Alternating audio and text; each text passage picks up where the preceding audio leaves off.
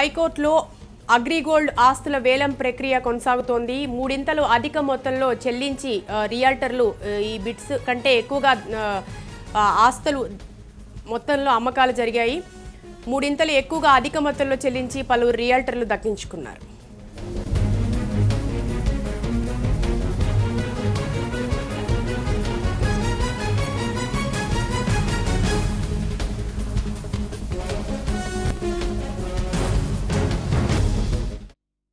కోర్టులో కొనసాగుతున్న అగ్రిగోల్డ్ ఆస్తుల వేలం సంబంధించిన పూర్తి సమాచారాన్ని మా ప్రతినిధి సందీప్ అందిస్తారు. సందీప్, మొత్తానికి హైకోర్టులో అగ్రిగోల్డ్ ఆస్తులకు సంబంధించి వేలం ప్రక్రియ కొనసాగుతుంది. అంటే గతంలోనే దీనికి సంబంధించి ఫిట్టింగ్లు కూడా దాఖలయ్యాయి. అయితే ఎవరి మొత్తంలో అధిక ధరకు కొనుగోలు చేస్తారో వారికే ఈ ఆస్తులు కట్టబెడతామంటూ గత వారం హైకోర్టు ప్రకటించిన నేపథ్యంలో అనేక మంది కూడా రియాల్టర్లు హైకోర్టుకు వచ్చారు. ప్రస్తుతం న్యాయమూర్తి జస్టిస్ రామసుబ్రహ్మణ్యం, శివశంకర్ నారాయణతో కూడిన ధర్మాసనం దీనిపైన ప్రస్తుతం వేలం ప్రక్రియ చేపడుతోంది. అధిక ధర అంటే బిడ్డింగ్ లో దాఖలైన రేటు కంటే మూడింతల అధిక ధరకు ప్రస్తుతం హైకోర్టులో వేలం ప్రక్రియ కొనసాగుతోంది.